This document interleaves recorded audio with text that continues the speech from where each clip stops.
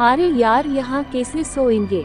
रात बढ़ने के साथ साथ ठंड भी बढ़ने लगा। उसे आदमी की गंध मिल रही है। अब क्या होगा? मोनालिसा जल्दी चलो, आकाश को भूत ने पकड़ लिया।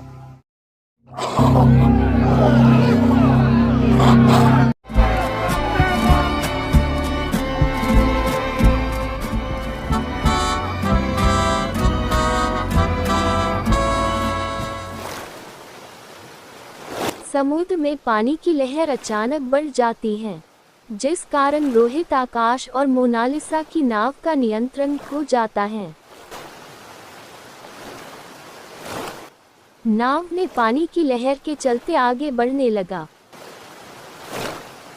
रोहित और आकाश ने जी जान लगाकर कोशिश की नाव को नियंत्रण करने के लिए, लेकिन पानी की लहर इतना ज्यादा बढ़ने लगी कि नाव जाकर एक अनजान द्वीप के पास डूब गई।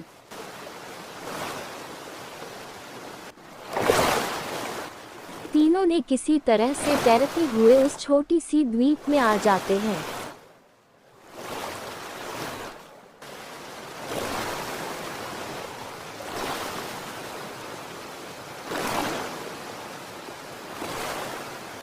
तीनों ने द्वीप के चारों तरफ निरीक्षण की, ताकि वहां से किसी तरह तीनों बाहर निकल सकें।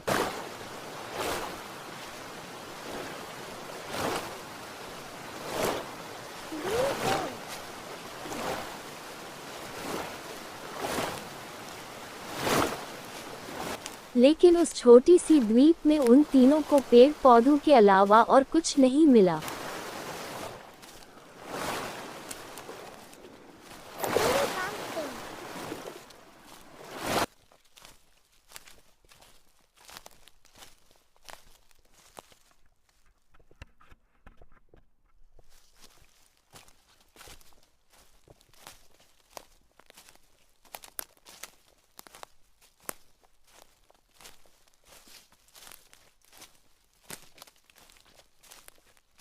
आकाश और रोहित मिलकर एक पड़े हुए पेड़ को किसी तरह से पानी की तरफ ले जाता है।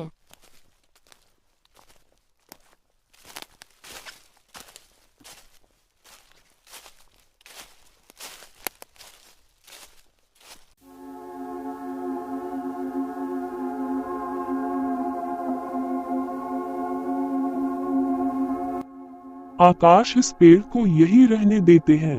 तुम इस रस्सी से पेड़ को बांध दो। इसमें बैठकर तो एक ही जा पाएंगे। इस तरह की 3-4 पेड़ होंगे तो किसी तरह तीनों जा पाएंगे। लेकिन अभी तो रात होने वाला है। कल इस तरह की 3-4 पेड़ और ढूंढना होगा। मोनालिसा डरते हुए, अरे यार, अब क्या होगा। हम लोग तो यहाँ पूरी तरह से फंस चुके हैं। कौन सी मनहूस घड़ी थी जो रोहित को समुद्र में नाव चलाने की इच्छा हुई थी। अरे भाई, मैंने पहले कहा तो था, लेकिन तुम लोगों ने भी तो हाँ में हाँ भरी थी। रोहित, आकाश, इस वक्त ये सब कहने का कोई फायदा नहीं। रात होने वाला है। हमें किसी तरह से रात गुजारने के लिए किसी सुरक्षित जगह ढूंढना होगा। मुझे तो बहुत डर लग रहा है। यार आकाश, ये द्वीप इतना सुनसान क्यों है? हाँ, तुम ठीक कह रहे हो। आदमी तो दूर की बात, यहाँ तो किसी तरह की पशु पक्षी भी दिखाई नहीं दे रहे हैं। अरे तुम लोग इस तरह से बोलते ही रहोगे या फिर रात गुजारने की जगह ढूंढोगे? आकाश और रोहित मोनालिसा को एक पेड़ के नीचे सोने को कहता है। अरे यार, यहाँ कैसे सोएंगे। रात को किसी जानवर ने हमला कर दिया तो। अरे यार, हम लोग भी 5 ही होंगे उस पेड़ के नीचे, और फिर यहाँ तो हमने हर तरफ देख लिया है। जानवर तो दूर की बात, यहाँ तो किसी तरह का पक्षी भी नहीं है। इसी बात का तो डर है।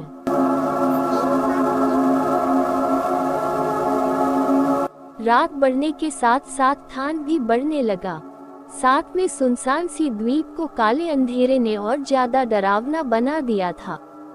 तीनों को बिल्कुल भी नींद नहीं आ रहा था, सिर्फ सुबह का इंतजार कर रहा था।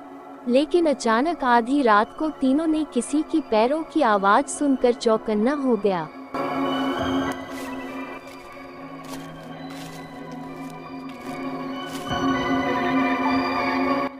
तीनों पेड़ के पीछे छुप गए और पैरों की आवाज की तरफ देखने लगा। कुछ देर बाद एक डरावनी सी भूत कीड़े मकोड़े खाते हुए उन तीनों की तरफ आते हुए दिखाई दिए। तीनों की हालत पतली हो गई, जितना हो सके पेड़ों के पीछे अपने आप को छुपा लेता है। अरे यार रोहित, ये क्या है भाई? मुझे तो मोनालिसा की फिक्र हो रही है। वह अकेली है, कहीं डर के मारे चिल्ला ना दे। अभी पता चला यहाँ कोई भी पशु पक्षी क्यों नहीं है, क्योंकि ये सबको खा चुके हैं। अब सिर्फ कीड़े मकोड़े ही बचे हैं, तो वह सब खा रहे हैं। हम लोगों को देख लेंगे तो बड़ी ही मजे से खा जाएंगे।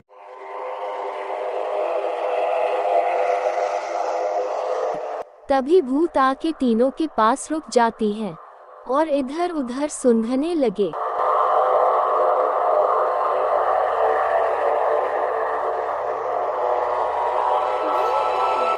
रोहित, लगता है उसे आदमी की गंध मिल रही है। अब क्या होगा? मेरी तो हाथ पैर काम नहीं कर रहे हैं। रोहित, अपने आप को संभाल, जरा मोनालिसा के बारे में सोचो। वह बिल्कुल अकेला है, फिर भी बिना आवाज किए पेड़ों के पीछे है। तभी भूत ने सूंघते सूंघते रोहित और आकाश की पैक के पास आने लगा। रोहित, हमें भागना होगा। नहीं आकाश, में नहीं भाग पाऊंगा।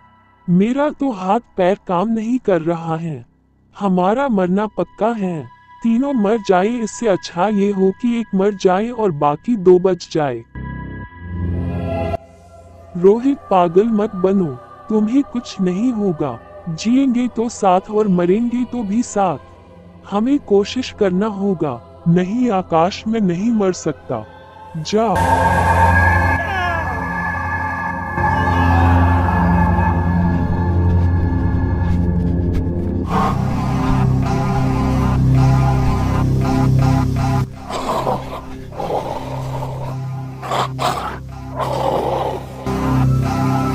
मोनालिसा, जल्दी चलो, आकाश को भूत ने पकड़ लिया। मैंने बचाने की कोशिश की लेकिन नहीं बचा पाया। हमें बचना होगा।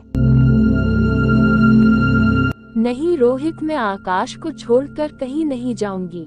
प्लीज रोहित, आकाश को बचा लो। पागल मत बनो, आकाश को बचाने जाएंगे तो हम भी मारे जाएंगे। जल्दी चलो, जल्दी। रोहित और मोनालिसा जितनी जोर से भाग सके भागने लगे। पीछे आकाश की दर्दनाक चीखें रात की वातावरण को और ज्यादा भयानक बना देती हैं।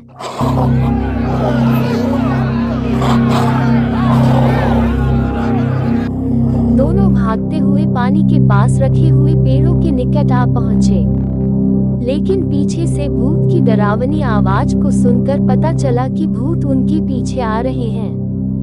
मोनालिसा, हम दोनों मिलकर जल्दी से पेड़ को धक्का लगाने होंगे। किसी तरह से पेड़ को पानी में ले जाना होगा, फिर इसमें बैठकर दोनों किसी तरह से जा सकेंगे।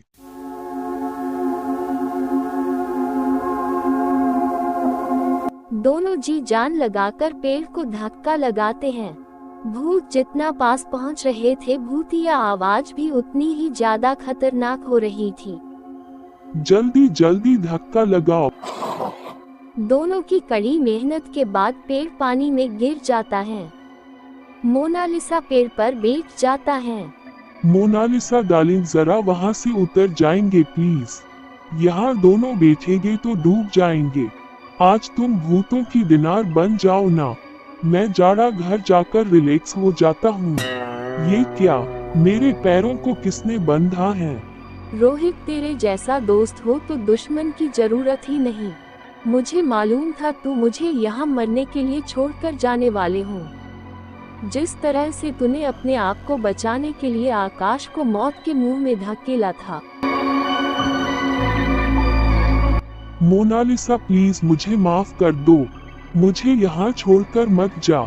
माफ करना रोहित डार्लिंग, यहाँ बैठने की जगह सिर्फ एक की ही है। कृपा करके आज तुम भूतिया दिनार बन जा, मैं जाड़ा घर जाकर रिलैक्स हो जाती हूँ। मोनालिसा समुद्र के बीच पेड़ों पर बैठकर एक अनजानी दिशा की तरफ आगे बढ़ते हैं और पीछे भूत की खौफनाक आवाज के साथ साथ रोहित की दर्दनाक आवाज गूंजते रहते हैं।